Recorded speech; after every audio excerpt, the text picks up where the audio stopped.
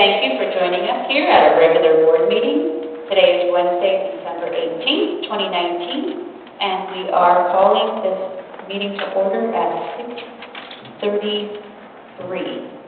Roll call, please. Director Scobie? Here. Director Morrison? Here. Director Carlson? Here. Director Woodson? Here. Director Eight? Here. And would you all please join me in the Pledge of Allegiance? Holly, would you lead us, please? I pledge allegiance to the flag of the United States of America and to the republic for which it stands, one nation, under God, indivisible, with liberty and justice for all.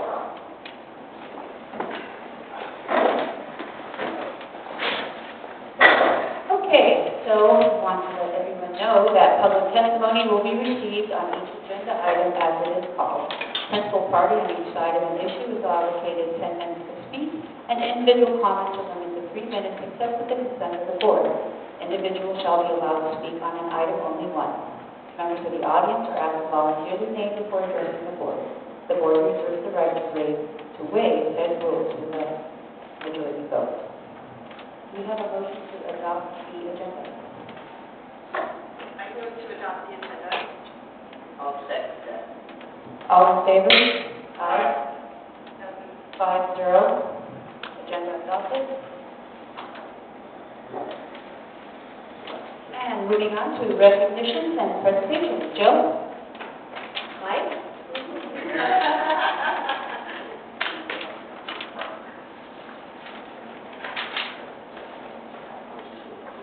Sorry, I want to make sure Monique's microphone wasn't going to send everything anywhere.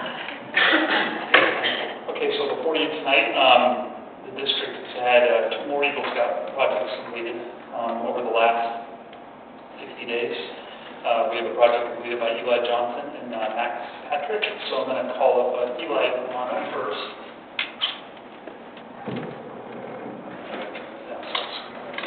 Alright, so Eli's project consisted of Gateway Park. Eli lives next to Gateway Park, and he had an interest to do a project there, and so something that's come to my mind for the last year or so was I always thought it would be a good idea to use that park to be able to put picnic benches, barbecues, and some stuff so people can actually use the park more than just walking through it. So that's where the idea started. Yeah, Eli took it from there. So let's just start on All right, Alright, yeah, so this first slide, this is after the map.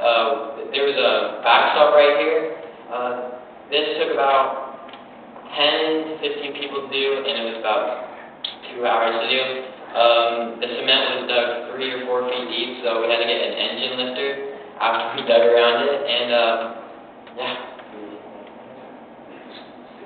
Oh yeah. Alright, this was before, the project had gone first, but this is what it looked like ahead of time.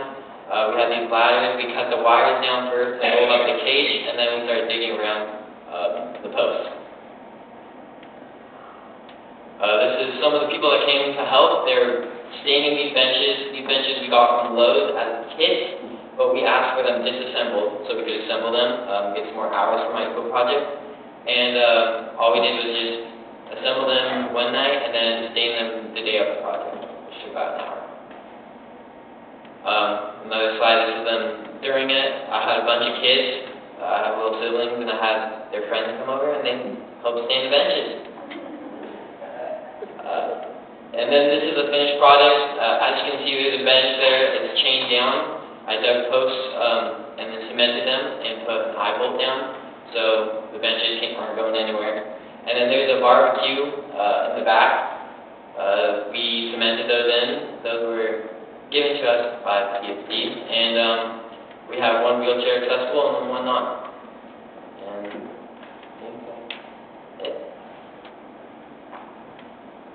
Okay, how many barbecues?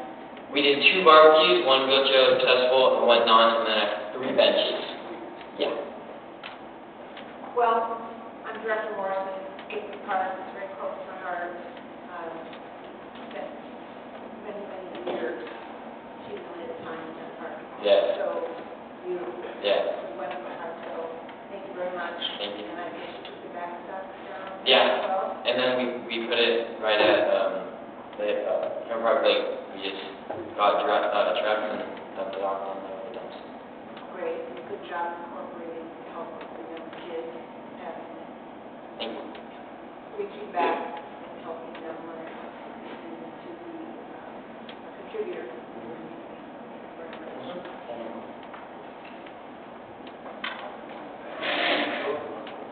Max up here just a second. I just wanted to say that Eli's project too, so the district did pay for the barbecues. I had already purchased the barbecues, planning on putting in the gateway. So it made perfect sense just to roll that into his project. And then he also had a group of volunteers kind of weeding the drainage canals and stuff too while they were out there, just to keep everybody busy. So that was the first one. The next project is Max Patrick.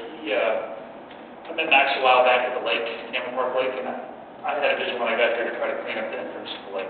So one of the first Eagle Scout projects we had was to relandscape the island in the middle. My next vision was to put a split rail fence in on both sides, not only to make it, catch your eye, make it look good, but also to, direct people to walk into the kiosk and not try to, go around it. So Max's project was to install split rail fencing down both sides of the entrance to Hammer Park Lake. And I'll let Max talk a little bit about his project. Thank you for your time. So the first slide is a picture of the right side of the entrance.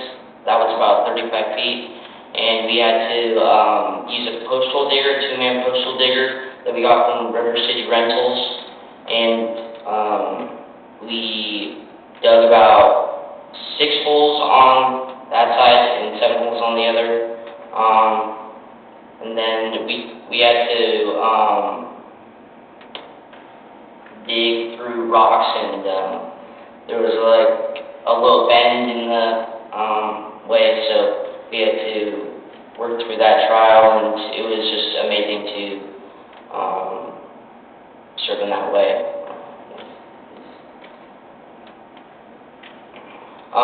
This is the 45-foot side. We started on this side. It was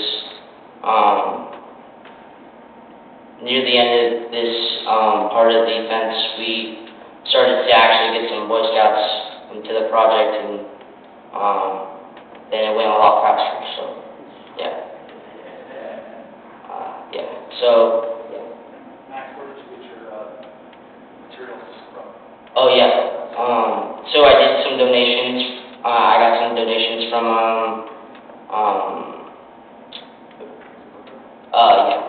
Well, it was like Impact and Clear Bags, and they were both in the business park, and we got our materials from Urco Lumber because they were the only ones that actually supplied split rail fence.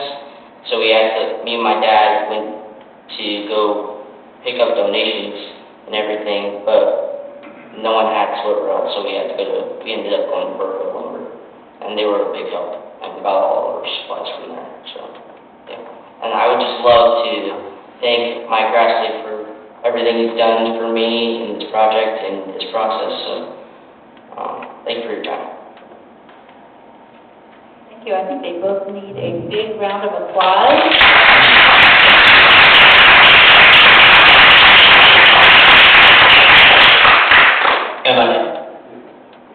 Over here. Go ahead. Just a personal footnote. Max was a student of mine about 3 years ago at Focus Camera, and he was a standout student then, meaning he stood out against other 10. It's wonderful to see that you're still doing that, and now you're expanding that to serve and bless your community. Yeah, that's huge. So if you live in Cameron Park, right, the rest of the most is here too, what, you hit rock when you started digging? We had a lot of rock. We had to work around it, and we ended up having the best result we could, so.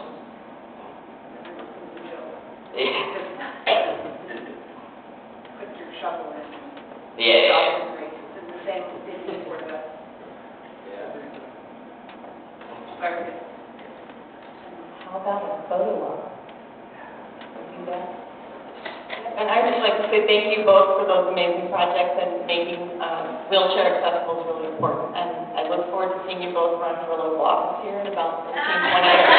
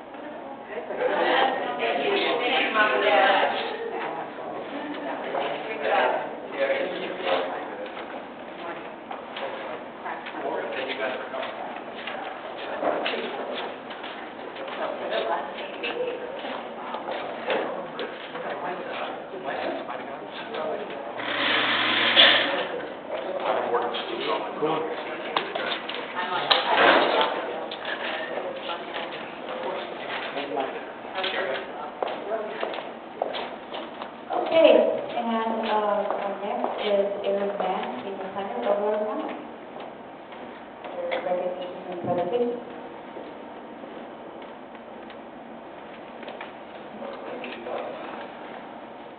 And I'm also in the BOD Meeting, and Aaron Mann and I are working together. We wanted to come here and talk to you about the community-based planning project that the county is working on. And what it is it's to develop commercial and multifamily residential design standards or guidelines for the community regions that are identified in our general plan.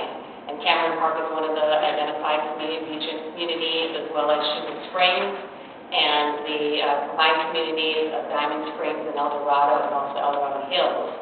And this project is in support of a general plan policy in which the county shall develop community design guidelines in concert with members of each of the communities, which will detail specific qualities and features that are unique to the community as planning staff and funds are available.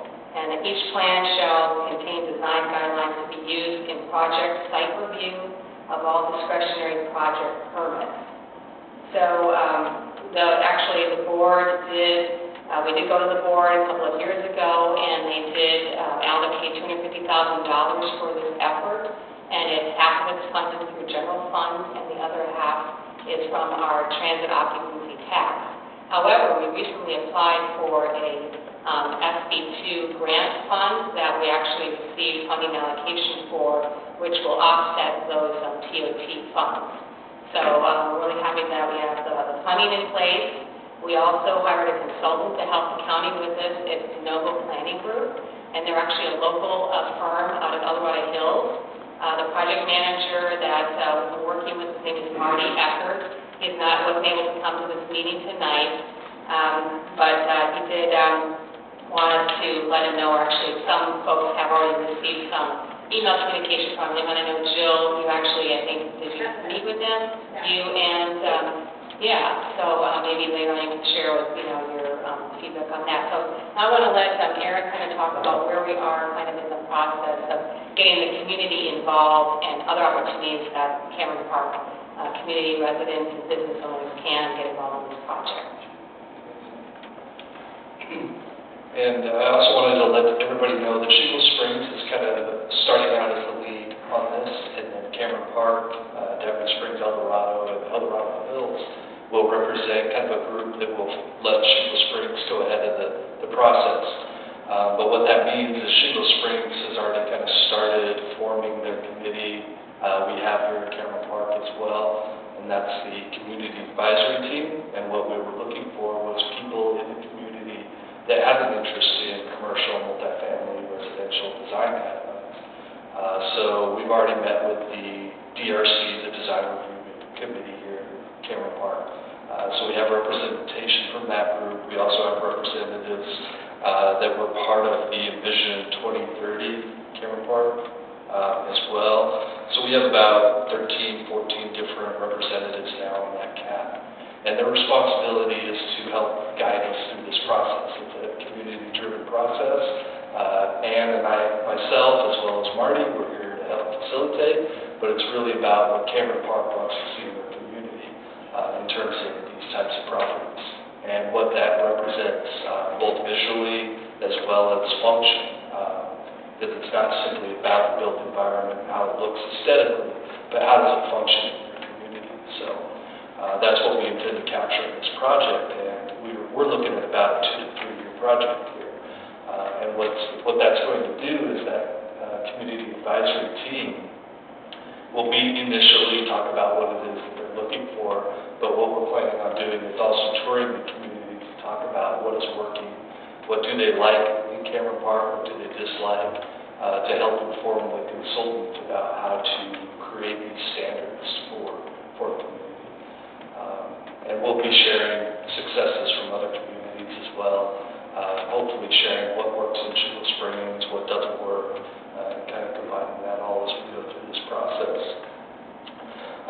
But with the guidelines themselves, they're going to include things like conceptual prototypes, the building massing. You know, do you want to see just large, massive buildings, or do you want to see gables and broken up buildings and things that make it look smaller, which is typically a community like this. You'll have that, those type of elements, as well as performance standards. How well do the developers meet those guidelines? Are they planting enough trees? Are they creating those softscapes as well as the hardscapes when they do their designs? And that's all part of this project and what we hope to build out here. And so going forward, the first meeting, we're kind of looking at the end of January for the Cameron Park meeting.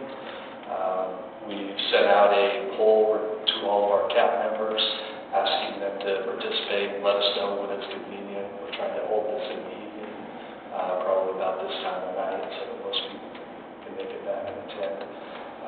And then, like I said, we'll probably be out in the community touring facilities at our next meeting, which might be on a weekend, might be so that we can see at this time of year. And then the idea is that they'll probably convene 2 or 3 more times throughout the process, providing their feedback as the consultant goes along. We can, I guess, open it to questions, conversation, discuss what this project intends to do, hopefully answer or clarify anything for you.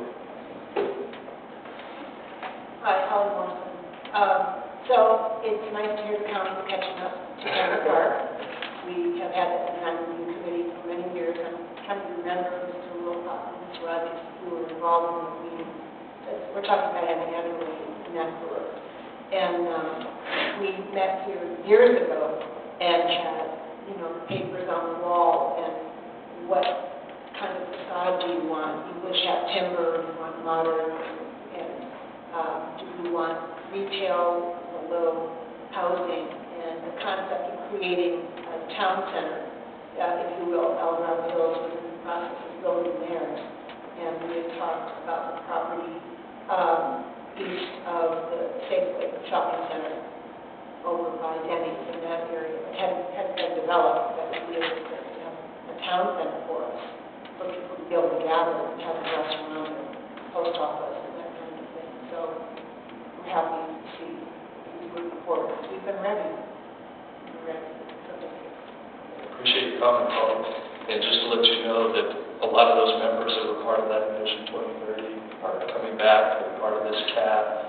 We've talked about the materials that they have, a lot of the pictures, and a lot of the materials that the architect, I believe it was Eric Drever, actually had as well. So we're working with them to kind of bring that in so that we don't start over again, but we continue to build off of that one. It's what happened because of buildings over by Applebee's, but we can prevent Future, exactly. I'll comment. I know I've heard you guys present at CDAC, and I signed up with a CAP. I got a nice ask,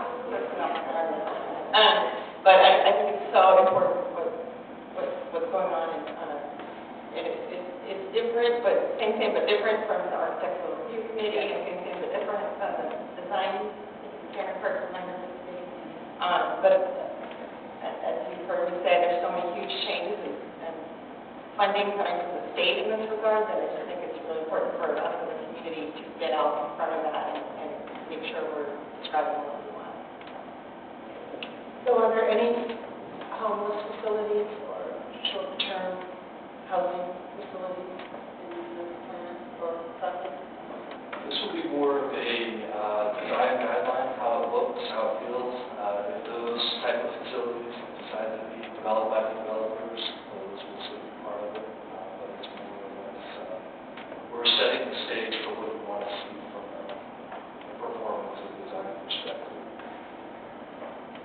I just wanted to add that with these becoming standards, this would allow development projects that can maybe come forward, and if they meet all those standards for each of the communities, that those projects could go forward what's called ministerially, so it doesn't have to go through a whole bunch of review and public comment and that sort of thing. So the idea is that it would kind of streamline some of this development. And then in terms of just to give you kind of visual, so we did work with some consultants a while back to do what was called a mixed-use design manual. So this would be kind of like an idea of what the product would look like for each of the communities. And it's actually going to have pictures and things in it rather than just words, you know. So I think that'll be really helpful. And then one of the communities that we've been working that developed guidelines a while back. The problem with guidelines is they're not like, they don't have enough detail to them to really be enforceable. They'll say things like encourage or, you know, so by turning things like this into standards again, that'll help the developers as well as get to know what community wants and be able to get projects through the process faster. Newer to this, can you tell me during the process, you know, how this applies to current development that then gets refurbished with a front, face, and standards that are set that be applied so that greater consistency can be realized over time? My question is there. It's all going to be tied to the permitting process, so if they do need to have a permit pulled for that refurbishment, we can create standards that would be applicable in that case. But if it's really a freestanding building already that they don't even have a permit for, or they have less ability to control that, it's more going to be all tied to the permitting process. And again, it's more for like new, you know, new commercial, new multi-family development. It's a very focused effort that this funding is for. But the board did indicate through this project, this is just one little piece of community planning, that with the success of this project, that they would be willing to look at future funding for future years for maybe other phases of community planning efforts that we would need to look into. Well, I think it would like Morrison's comment about that space over time. Any development out there on the 50 corridor, I just want to make sure we're not going to create a patchwork quilt of different kinds of developments, like Jeff mentioned with the newer buildings built by Applebee's, that we might have something in the process that in the long term we can't renew to maybe there's some quality over time. So that's my question. Any other comments from the board? Okay, Thank you. Thank you for having us. Eric, would you talk into your microphone a little more when you're speaking? Okay.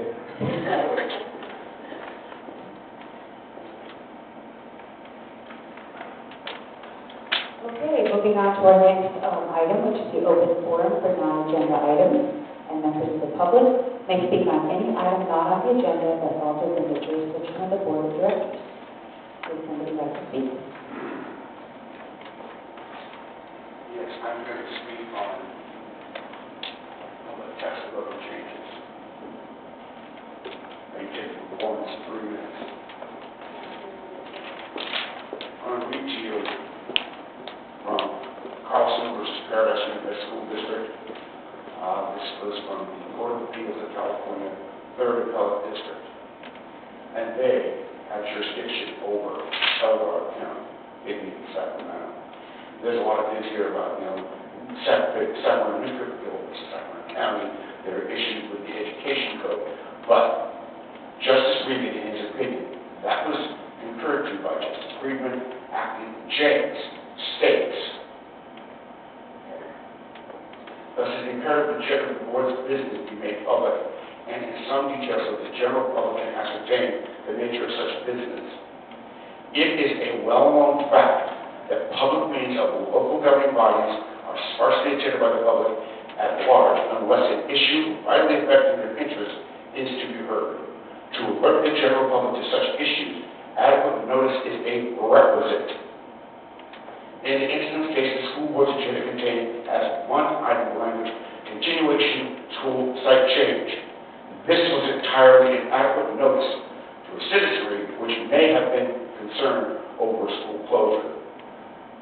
He goes on this point alone, we think that the trial court was correct because the agenda item, though not deceitful, was entirely misleading and inadequate to show the full scope of the board's intended plans. Let me read you agenda item 16 from last month. Review and approve official meeting policies and agenda changes. Now, to show you, if you proof of how important this is, I'm addressing this at the December meeting in open forum. I wasn't here last month because when I read that agenda item, it did not seem important to me. It did not seem to be an issue vitally affecting my interests. Therefore, you said 3 minutes. I'm taking 4. And if you want to fight over this, that's a fight I'm going to have. I want anybody up here to tell me that this is a local governing board.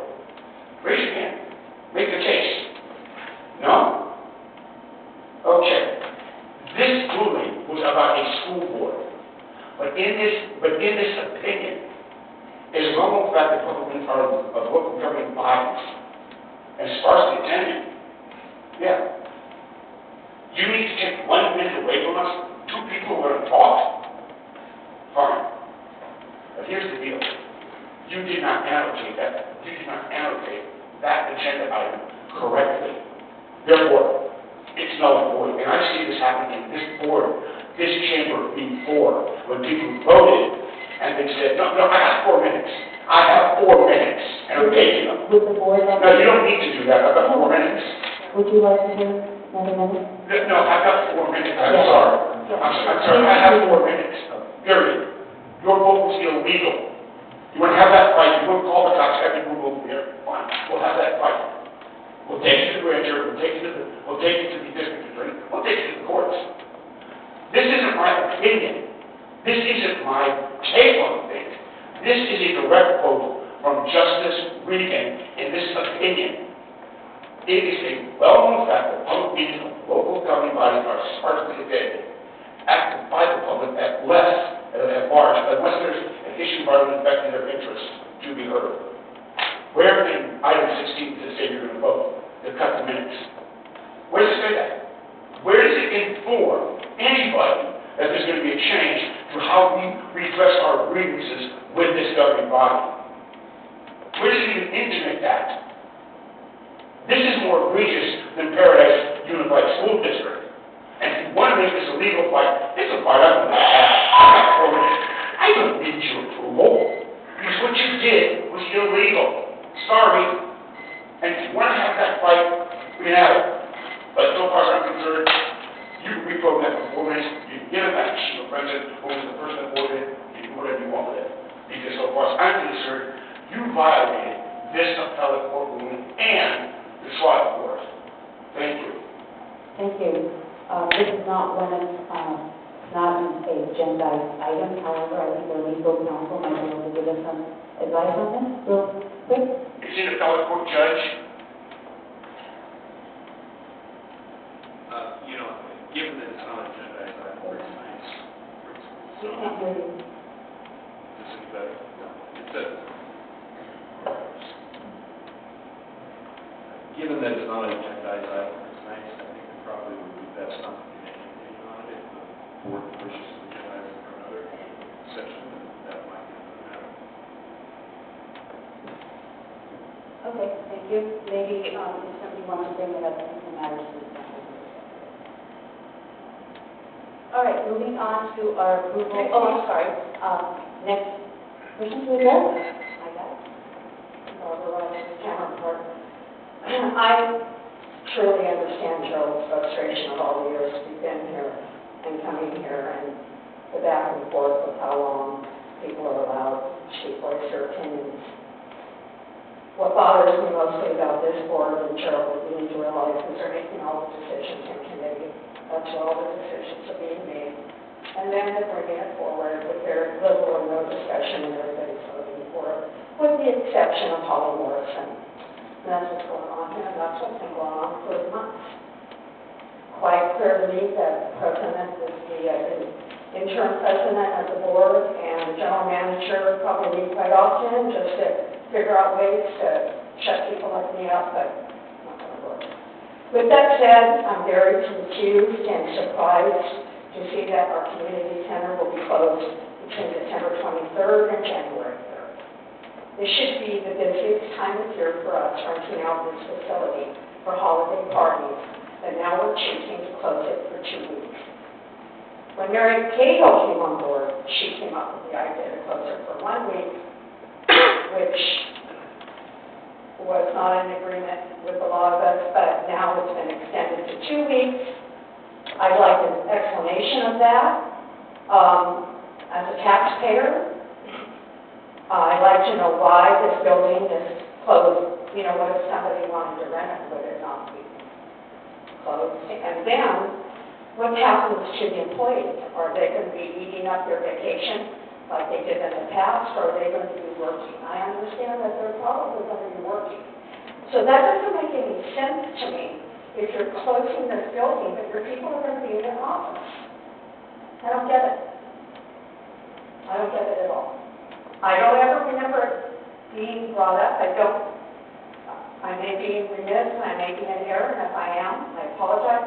But I don't ever remember it being brought out to the public that the center being closed for 2 weeks.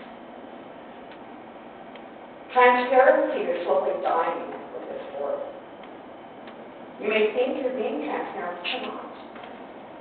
So I don't need for you to get into a heavy discussion. I don't need to hear from Jill, but at one point, hopefully somebody's going to be able to say, why we're closed for 2 weeks, and are you going to be working your people, or are you not going to be working your people? Because if you're going to be working your people, why is the center closed? Thank you. Does anyone else want to address the board? All right, being none, we will move on to our next agenda item, which is the approval of the consent agenda. Do we have a motion? I move to approve the consent agenda. Is there a second? I'll second the motion. All in favor? Aye. Aye. Abstain or no? No? Is that one no? Yes. Do you want to? I didn't get a chance, I was looking for them. I'd like to pull the general manager's reports. Okay. I would like to just hear, see, before the board and public, so that we're keeping track of that together. Nothing more than, Okay, so do you want to amend your motion to approve the agenda with removing item 5? Approval of the Technically, there may be a motion for reconsideration from someone who voted yes on approving it. And then vote on that motion. And then it could, assuming the motion for reconsideration passes, then yeah, we will go back. So can't Eric do that? Move to amend. It needs to be someone who voted with the majority. So I move to amend the motion to approve the consent agenda. Motion for reconsideration. Motion for reconsideration. motion for reconsideration. So we vote on the motion for reconsideration. Is there a second? I'll second that. And now we vote. Okay, and so the motion is to approve the consent agenda with the removal of item 5. Sorry, the motion would actually be, the motion we're voting on is whether or not to reconsider that. Okay, we have a motion to reconsider whether to approve the consent agenda. Roll call will be fine. All right, and then we have to make another motion to reconsider, right? Okay, so this is a motion to reconsider. Okay, all in favor to reconsider? Aye? Oh, roll call vote, sorry. Director Stone. Aye. Director Moore. Aye. Director Carlson. Aye. Director Woodson. Aye. Director Eaton. Okay, motion passes 5-0. And now we can, Presumably, Director Harris will pull an item, I believe. yes, I'd like to pull item 5. okay, so is approve the consent agenda with only item 5. I'll second the motion. Eric, and then Holly. All in favor? Aye. That's 5-0. Okay. So then, moving on to general business. Items moved to the consent agenda, item 5. So, Joe?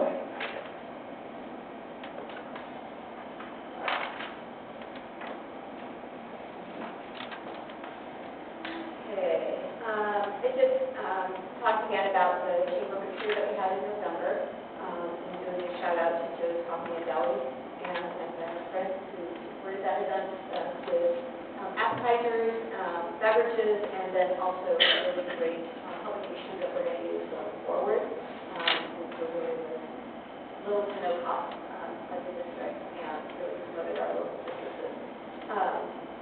And the picture was attended by Assemblymember Kiley, just as a nod for the fire forum that we did this year, which was really nice. And that was Susan Vanderliner and Jeff Cleveland, Eldorado Disposal. They are, good news is, they have a property that they are securing and redeveloping to move our current recycling center and expand services. So that is going to happen. And I think probably in the first half of 2020, but they would like to start talking about renegotiating their contract with us. And the MRF is under development right now, and in order to help pay for the MRF and those changes there, they would like a longer commitment from the district. So we'll be talking with them. And that was census staff, and just talked about how we could help promote people taking the census and working for the census. As Ann said, Kate and I met with the NOVA Planning Group about design standards. We asked big questions about, when you think of, thematically, what do you think of when you think of Cameron Park, what images, do you have, what materials would be good. We talked about how Cameron Park needs to be a pass-through community. How can we make people stay, live here, shop here? So it was a good conversation.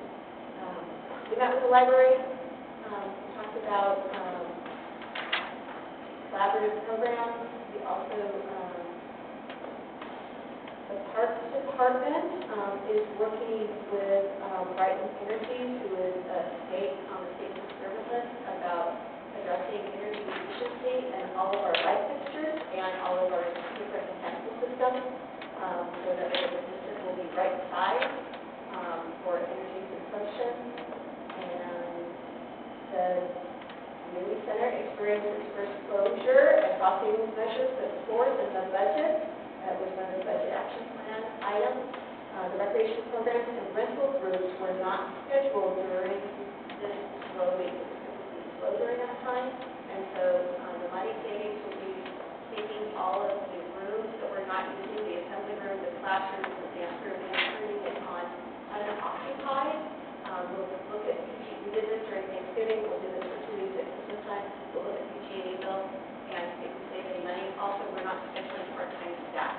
So that was a lot of this, those things occur, and the office being open during the holidays, it was scheduled with part-time staff. To save money on part-time staff, we decided to close the office and then close the community. So, and I think a lot of the staff are taking their vacation time during that time. T-ball field is almost done. The golf course is almost done. The pancake breakfast was awesome, along with Santa Swim. And we had our concluding meeting. Vicki and I and Laura with BTD. They have completed their forensic accounting project, and we're going to have some information for our budget management committee in January about the accomplishments they had during their time. They were here for about 2 years, what they were able to accomplish, and some recommendations going forward. Okay, comments from the board? Questions? And seeing none, out to the public. Well, get clarification. You're saying you said that you experienced your first closure cost-saving measure put forth in the budget, which I'm assuming was a week separate from the 2-week period we're facing. Is that correct?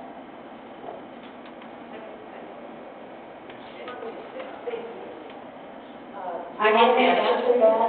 Within your timeframe? The community center experienced its first closure, a cost-saving measure put forth in the budget. Recreation programs and rental rooms were not scheduled during the week. That had to have already happened. Today is the 18th of December, people, and now you're going to have a 2-week closure. And did I hear you say part-time people were not working or were working? I couldn't hear you very well. Not working. And they won't be working during the Christmas break. I'm just concerned whether or not these people have enough hours on the books to get a paycheck. My concerns are for the employees also. Either they're working or they're not working, that's a yes or no. I sound like Judge Judy, don't I? I do. I do. Yeah. I'm just not able to answer that right now because I am. You can't answer that right now? Okay. All right, that's enough. Now, I want to talk about the recreation department, where you are working so diligently to get a budget. And you're saying that, you're working to make it a self-sustaining operation. Now, correct me if I'm wrong, but when we had budget hearings or budget talks, you took money out of the recreation portion of the budget because at that time, Tina Helm felt that her programs were self-sustaining. So if they were self-sustaining then, and you took the tax dollars allocated to them to put in other parts of the budget, why is it not self-sustaining now? I'm not getting this. Why? I'm not understanding why we don't have a budget for our recreation program. I don't understand this. It is like it's being dissected and all put back together again. It's very problematic. It was self-sustaining. You took their property tax money. You all approved it. And now it says they're working, staff are continuing their efforts on a self-sustaining recreation budget. Seems to me we were there to begin with. But now we're not there. So I have some real issues with this. And I have some real issues about the closure of the center and whether or not the staff is working during that time. I want a yes or no answer, and I want the truth. This is ridiculous that I have to stand up here and drill you guys, and everybody's just staring at me like, what the hell, Barbara? I want to know whether or not these people are going to be working and getting a paycheck. Or if they're not going to be working, do your part-time people have enough hours on the books to cover a 2-week break? Is that a hard question? Thank you, Barbara. Okay. You said that in 4 minutes, that's what I got. I do have a comment about the management report. In there, they're talking about the need for Parks and Recreation to be self-sustaining. When you voted for this budget, I pointed out that in order for Parks and Recreation to be self-sustaining, I can take on something like $37,600 a month. And that was in September, and I asked in July and August, they had met that because their big season, nobody had an answer. And I guess what we're finding out is that it's not self-sustaining. You're not doing the $36,700 a month that you need to. And you're closing recreation programs down winter because they're not viable. So I guess my question comes back to you. What did you vote for? Did you know what you were voting for? Because you said it was sustainable. And it's not. And you were warned. I warned you. I gave you the numbers. And you approved that budget. I was like, this it has to be $75,000. I don't have that improvement. I didn't realize I was going to speak on this. I didn't plan to stay this long. But is this building generating the $75,000 a month it needs to make its nut as per the budget that you voted on? Does anybody have an answer for that?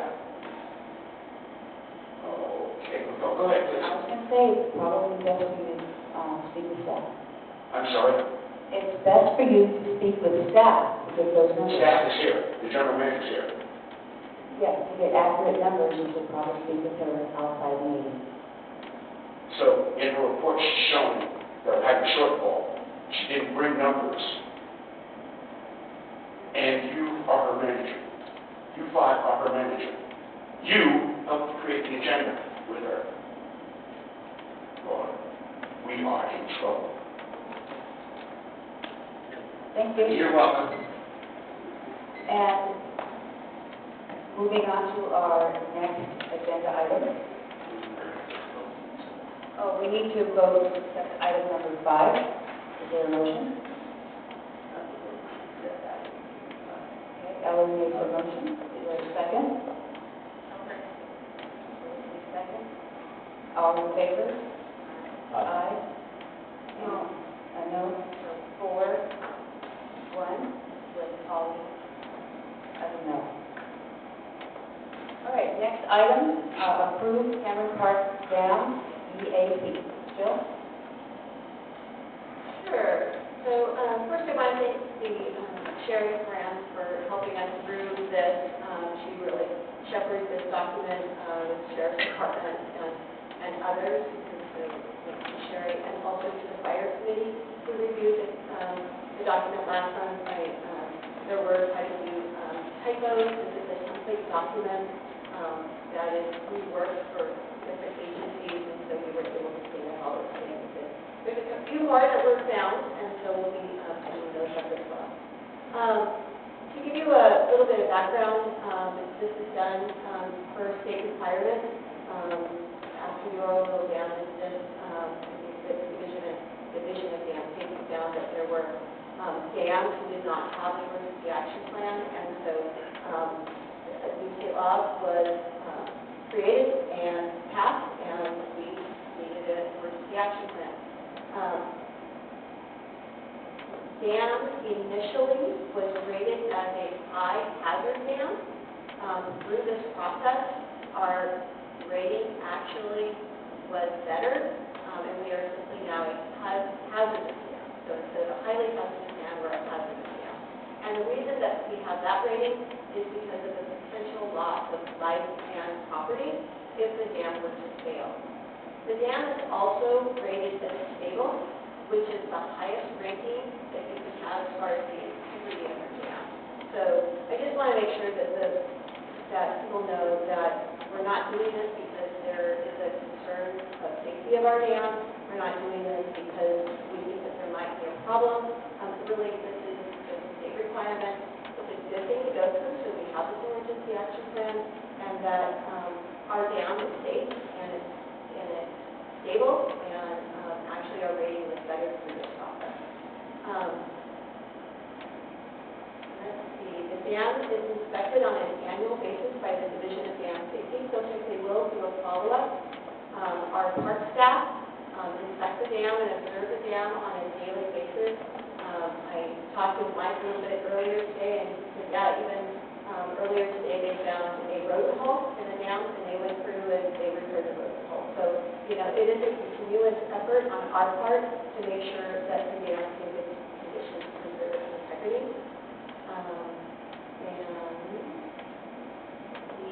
The emergency action plan is predicated on a series of inundation maps. Those maps are a very large file. They're not in your packet, but I think that Nikki has them, and we can throw them up on the screen for you. There are 3 inundation maps that were created that were the basis of this EAP. One was where the water was going to go, how fast it was going to get there, and how deep was it going to be. And so these are the 3 inundation maps that were created that were the basis for the emergency action plan. Also, just so that you know, this is a sunny day failure, which means that we would have to have a catastrophic failure of the dam. So generally speaking, it's unlikely that we're going to have a failure of the dam. If we do, having it collapse is probably even more unlikely. Generally, you have show signs that you're seeing seepage or something like that. So we don't want to alarm anybody with these images, I just simply was just trying to publish it.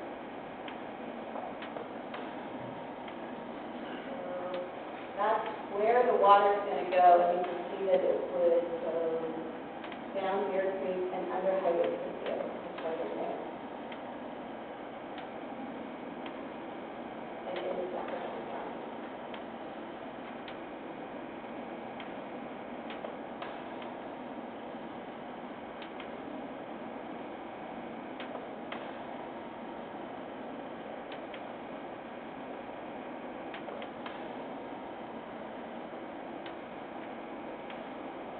And this is the different colors of blue indicate the depth of the water. So you can see it's most concentrated in this channel. Over on the right-hand side, the light blue is 1 to 2 feet, whereas the darker blue is 16 to 24 feet.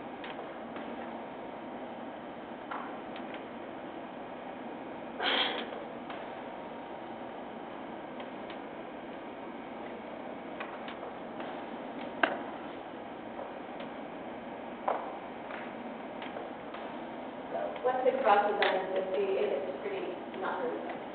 Not sure if you were that close and see it at the bottom of the picture. That is probably, one that runs parallel to Highway 50? White Rock, thank you. I was trying to think of it, yeah, White Rock.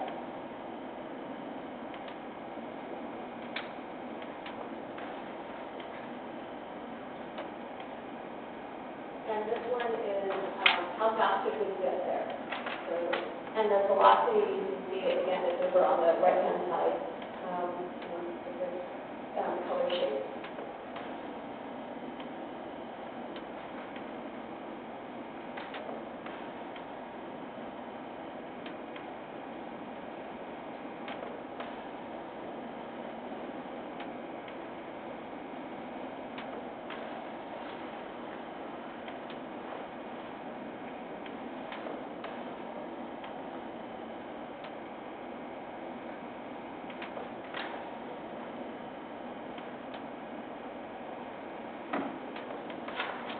And I did meet with Country Club earlier today, Mark and Jeremy, their superintendent and their general manager, to talk with them about the emergency action plan.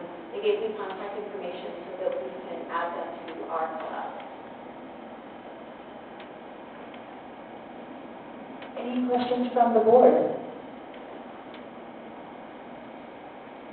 I'll just comment that I did get a chance to look through it before the Fire and Emergency Services Committee meeting and ask all my questions in that meeting. And I'm glad to have this plan there and the change in phone calls and risk management in place. Yeah, I agree. I spent quite a bit of time reviewing this in the Fire and Emergency Services Committee, and I'm satisfied that we worked by West excellent. And the input from Cal Fire representative was excellent. And we have a plan in place, and I hope that we are able to roll this out to a community meeting to make the public aware of the dam and the issues and what will happen if there is an emergency chain of events as to how people are going.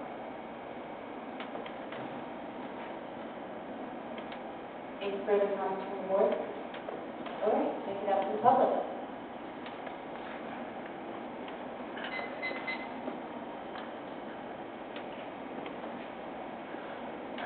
Yes, I have a couple of questions that are related to the action plan, but in any of the studies that the states have, does this include anything about the potential for seismic activity and damage to the dam? It doesn't actually talk about, it talks about how the dam could fail, but really it's about what to do if it does fail. It doesn't really put anything on. That's what the plan was. And I do have another question, maybe off topic. Who insures the dam? Is it SRMA? Yes, in fact, there's a premium that we pay for this. Thank you. Anyone else? Comments on the emergency action? Okay, seeing none, I have a motion from the board. I move to approve.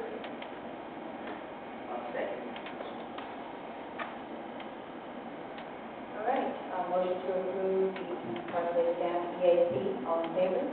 Aye. That's 5-0. Next item is nomination of elect president and vice president, and the standing committee assignments will be posted on the district's website by December 31st. All right, so it's up to you guys if you want to have a discussion or start with nominations. I'd like to make a nomination. Go with that.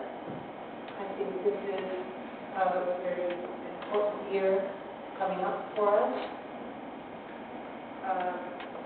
Our budget fight continues, and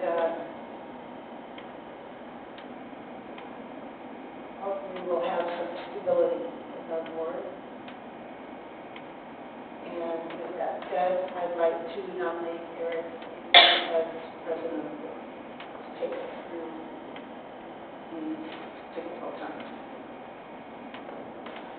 Is that something you want to do, Larry?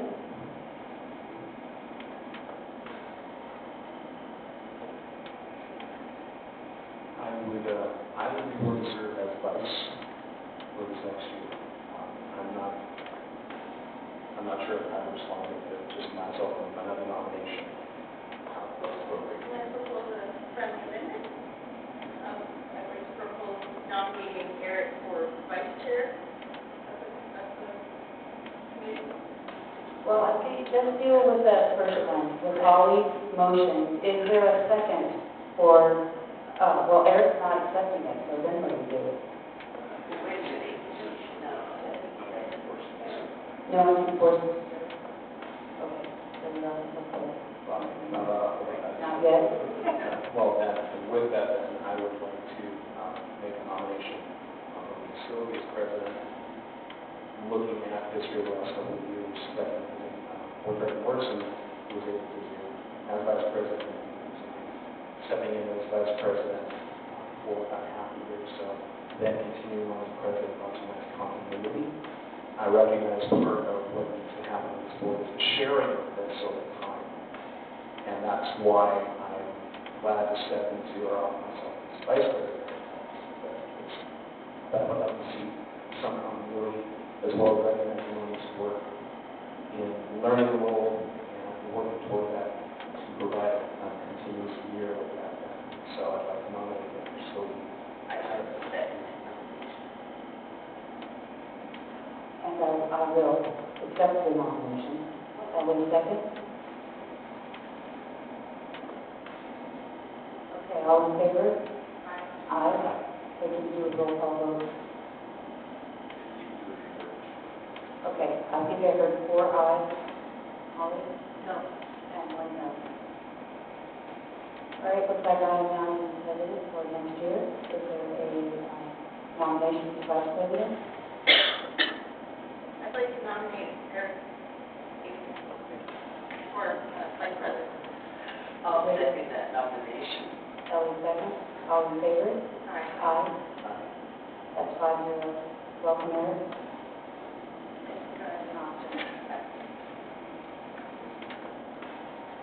Okay, moving on to our next item, board information items. Item 14, matters to and from. And I want to hear from the board first. Starting down there at the end. Eric, do you have any matters to and from?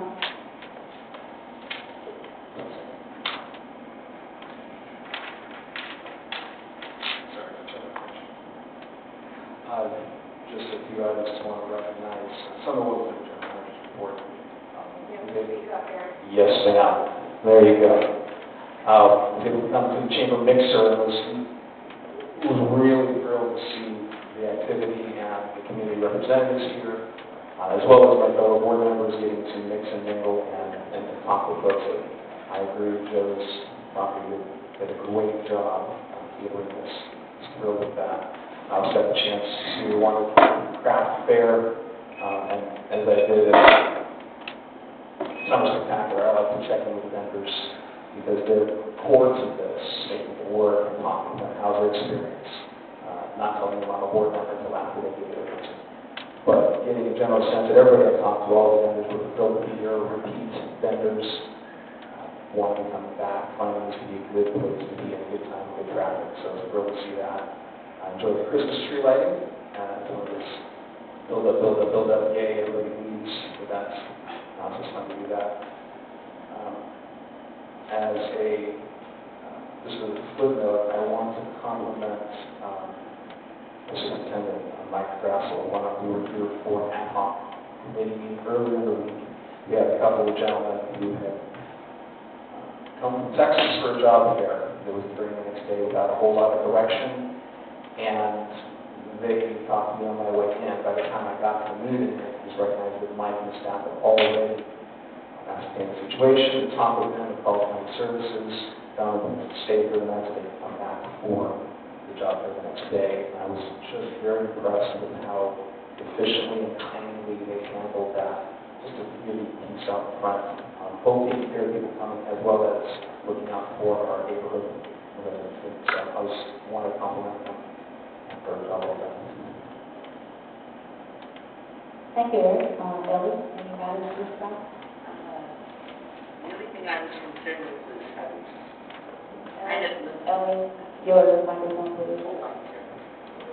thank you. I was kind of wondering.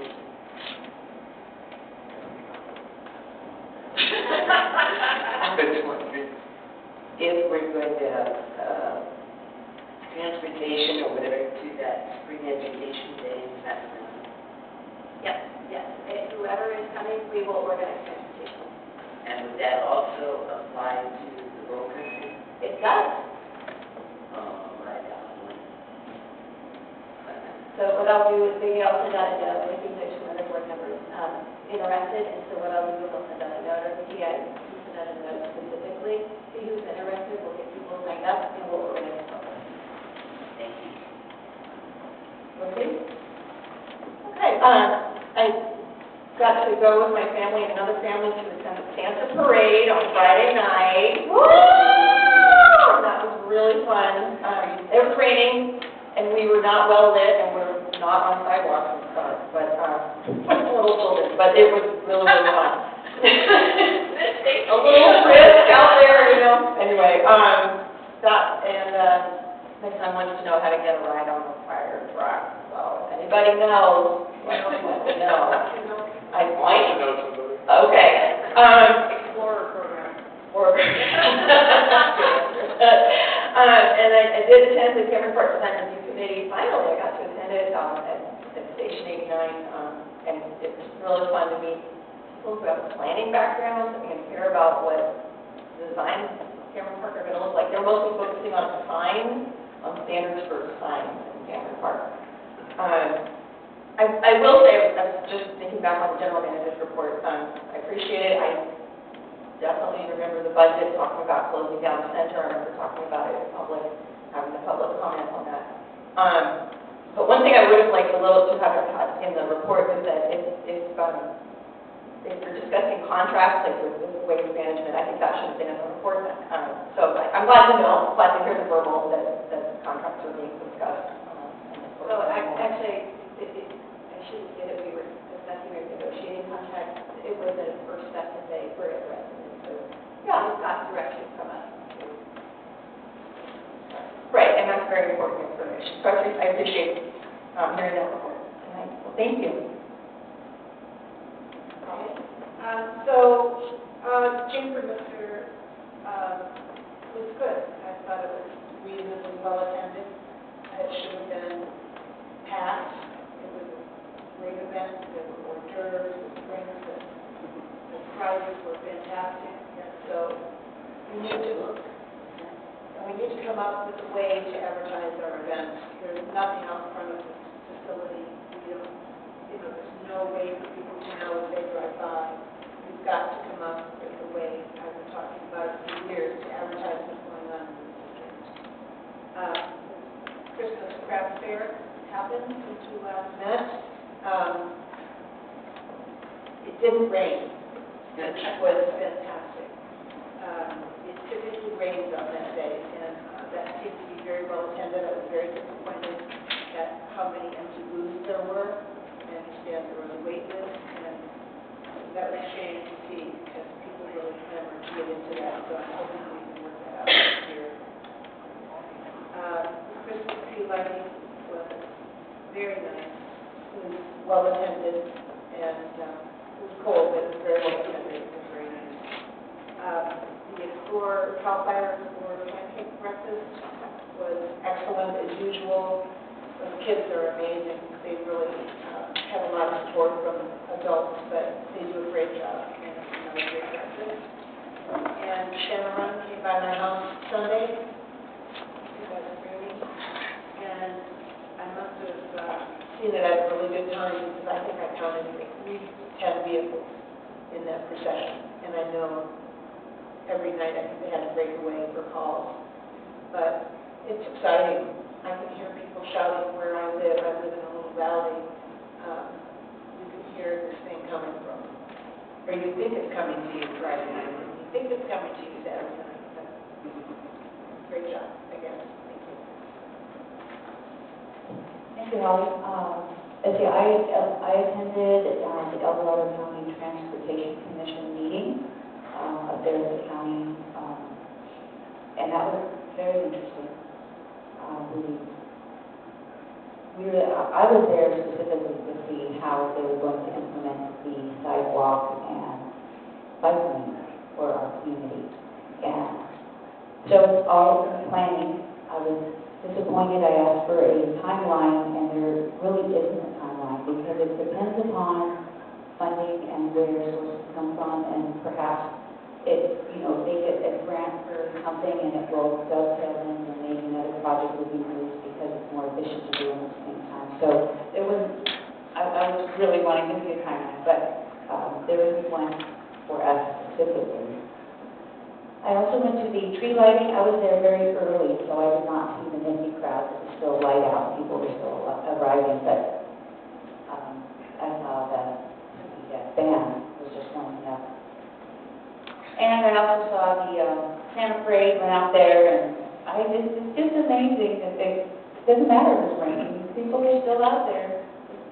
It was really, really awesome. I really appreciate all the work that the fire department does. They had tons of people out there, and our community out. I think it's a really good, feel-good community event. Brings us all together. I like that. We all like that. Okay, that's pretty much all I have. Happy holidays to everybody and staff. And I guess, you guys want to say anything about our SDRMA and our Education Day and so forth? No? We'll send out an email.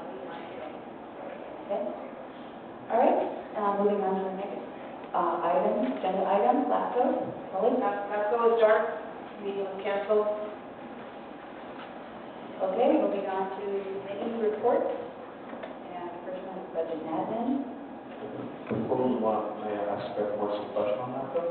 This is the second time in a row, is that correct? I'm sorry? Just a quick question on that, but I appreciate your report. Oh, yeah. This is the second time in a row, what's... November was dark due to the outage, Okay. power outage, and December was canceled by Cherokee Referendums. Okay, so it's going to be at least 3 months before the meeting? We're scheduled to meet in January. Okay, is there anything coming up that you're concerned about that you want to have us as the board aware of, or is it just... We're still working on the county fire service consolidation and some other typical business of housing projects in the county. Okay. That's a concern, I think you can't find one. What's going on? And I know Consolidation is a big people focus on topic, it, so that's all. and there have been changes in the regional fire department, and so gathering information, I think. Okay, thank you. Appreciate it. Okay, budget and admin, I'd like the board to know that we did bring the fire budget back to committee, and we did review that with our partners, and we have moving forward, we've come to a agreement on the proper way to address the issue, so that's right. And we're actually going to review it one final time in the Budget Admin Committee, per our previous board meeting. We also got an update on the El Dorado Waste connections and brought forward in the consent agenda the Accountability Act report, which we have to file every year. Also, you'll see in the consent agenda, we brought forward the district fees, and we also reviewed the check register and budget and admin, and that's what we did. Anything else? The only thing that I want to make sure that came up again looking at items for January future committee meetings as we're moving toward a new cycle of budget, trying to bring that forward sooner so that they'll have more time both for staff to plan and for the board to review and give input so we're not random press. So I was pleased with that and with Vicki, as well as making sure that we had said we really want to have the reserve policy be a part of that consideration. It's been on the list, so we're just making sure that's at the top of the long board with that. And I know it is, but I just want to make sure that it's set. Okay, next committee is CCNR. It's not a lot to report. I believe we have two going to legal just register. I think we'll let those till then. I would like to add something. I don't know, and I brought this up in the. I will add something, and I brought this up in the CCNR committee. Some of you may have read that the state has recently passed laws that are facilitating accessory dwelling units in the county, or actually in the whole state. And I think that the Architectural Review Committee, the Cameron Park Design Committee, the CAT, anyway, at least the Architectural Review Committee and CCNR needs to be cognizant of that. I know that Kate is going to be doing a little research on the new state laws. I think it's a mixed bag, but they pretty much allow, if somebody wants to build a 750 square foot accessory dwelling unit, it's going to be pretty hard for the county or even CCNR HOAs to deny it, and that a lot of local fees are waived for those ADUs up to 750 square feet. Apparently, Cameron Park has a lot of accessory dwelling units in its existing homes, but more could be coming. I don't really know, but I just think I don't know how that works with the Architectural Review Committee. So it's just something I brought up, and staff is looking into it. Yeah. And I think we should all be aware. Yeah, in my eyes. Thank you. Next committee, fire. As we discussed in the fire committee, we did a review of the Cameron Park Dam Emergency Action Plan and moved forward to tonight's meeting where we approved it. We discussed the proposed changes to the weed abatement ordinance. One of the main items that we're dealing with is the possibility of our weed abatement team to be able to issue tickets to offending residents for lack of weed abatement on their properties, which will help shorten the cycle, hopefully, be able to move people to clean their property more quickly and save us from going forward with liens, which is expensive for us. And as we know, there's a delay in recouping funds that are put forward to abating properties. Quick question for that, Morrison. You say ticket. Is this a fee ticket or is it a citation? Meaning, is this like a It could be both. Okay. Chief Moran is well tied up. And the agendas are all online. A little bit more of an update since then. I've talked to our prevention bureau, Cal Fire, and also a little bit of the DA's office. So it's either, what we'll do, it'll be a misdemeanor, and actually, I'll have either me or myself will issue that to the offending person. So, but that would come with the new ordinance.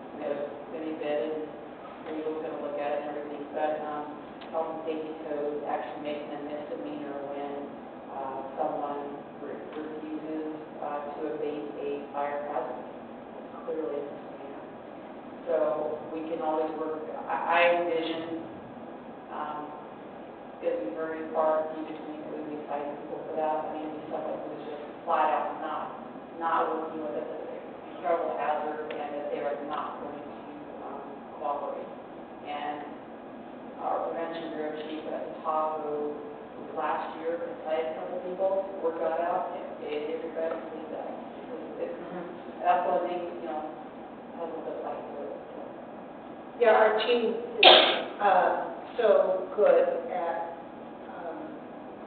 getting people to agree to abate their properties.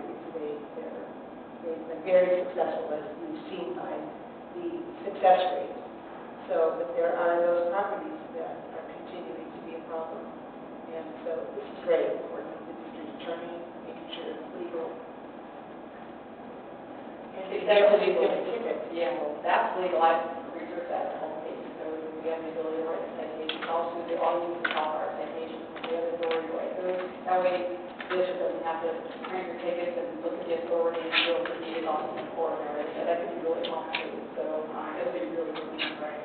Like, when necessary. Great. Well, that's the statement. Thank you for that update. And then, so in the abatement ordinance itself, cleaning up the language, organizing and clarifying is the process. So there was also, the general manager was unable to attend the meeting, and so we really did delve into the fire department revenues from the county to the district, because there was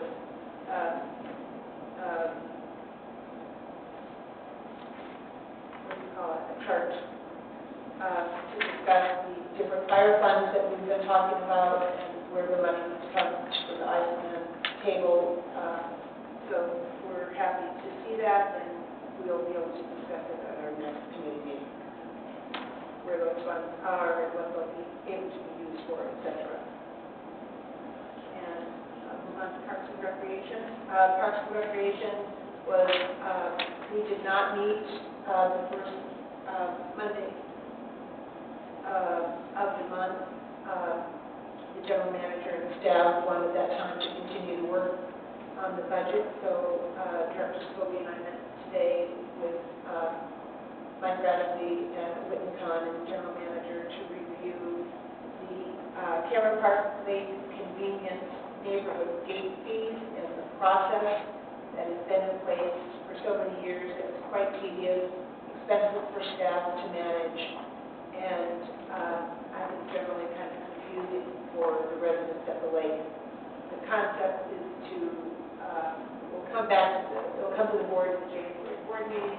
The concept being that we are going to turn the process over to the HOAs themselves, the individual homeowners, and to the air park for people to manage on their own, as was directed in 1999, something like that. Those are the gates. The gates are to the lake, yes. Okay. Not the kiosk. Okay. Yes, the gates.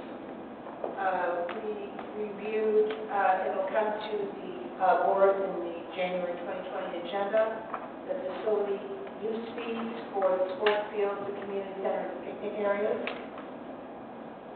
And we began our conversation about the recreation programming plan and the budget, working off of an assessment that was commissioned by the general manager in 2018,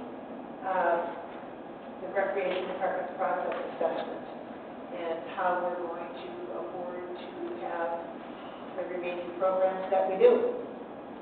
I think the most important item in the oral reports was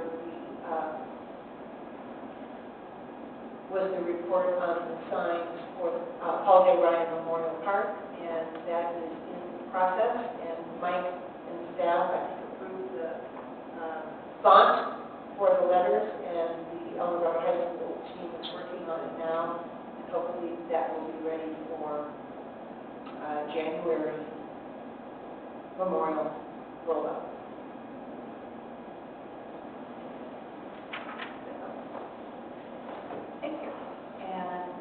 have, the solar ad hoc committee did not meet. So the next one would be the LLAD.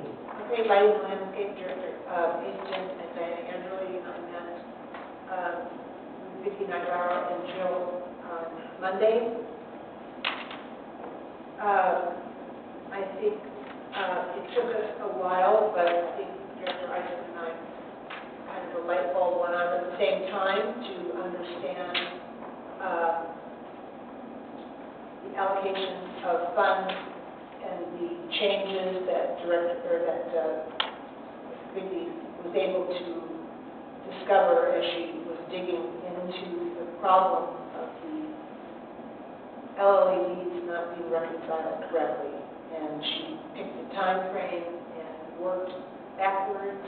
And so our conversation has been to understand why some of them have shortfall, why some of them are depleted and others are too high. And we are still working to understand how to balance each and every one, and how long it will take, if we need to go out to each LLAD, or which ones we need to go out to, have meetings with them, community center, et cetera. And I think it's worth saying that at this stage of our analysis, the number of LLADs that are in trouble is very limited, and staff has come with solid recommendations for how to address that moving forward. We don't have all of that to present at this point, but I'm encouraged by both the work that Vicki and the progress we've made in our discussion as committee. So I'm very hopeful. And there's good steps to be taken moving forward, recommendations from staff for a couple of those. So there's good news in all of that. Yes, not as quite devastating. We are in discussion about the David West budget elements and how can we better serve that community in order to make it a more neighborhood-friendly location, and looking at possible grants and maybe working with the county to put in some walking trails, etc.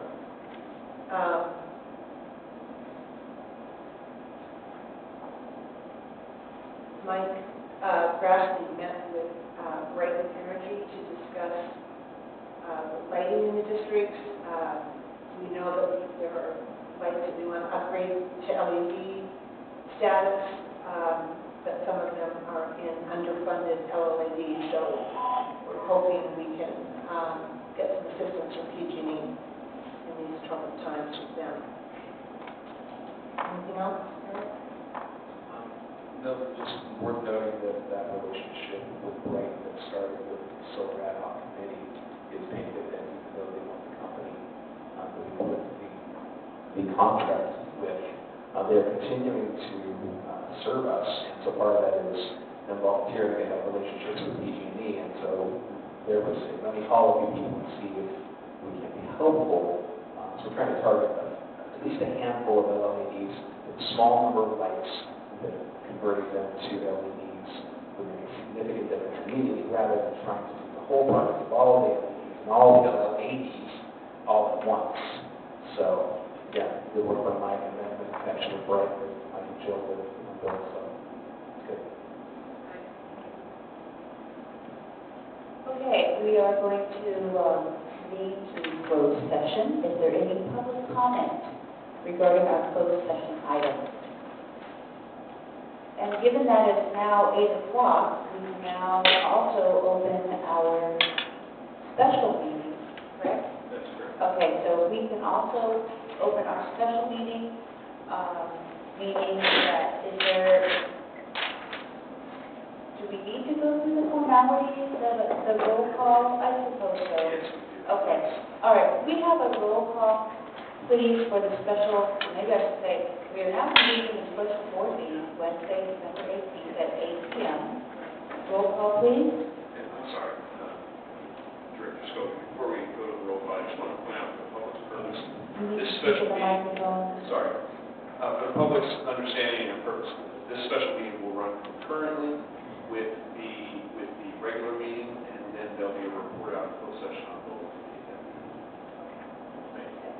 Good. Concurrent. Okay, roll call, please. Director Scobie? Here. Director Morrison? Director Carlson? Director Wooten? Director Aiken? Here. Shall we do another pledge of allegiance, guys? Are we good? You saying yes? All right, let's sing the pledge of allegiance.